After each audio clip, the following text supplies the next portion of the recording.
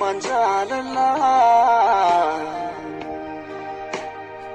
kunona raayyaa na keessatti ijaartee mana kee maatiifte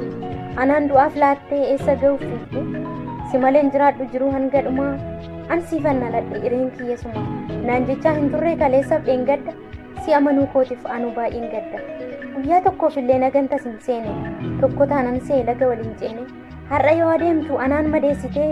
harka qullaa taanaan ifaan na dheessite guyyaan natti dhiyee garaan na gubate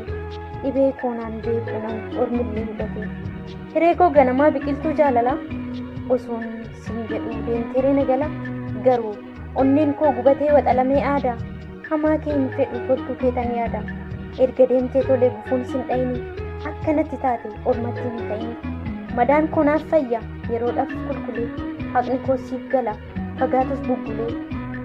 mootii koosoon sin jedhu osuman si faarfadhu lubbuu koorra dabarsee osuman si jaaladhu erga deemtee deemfaa nagaadhaan jiraadhu.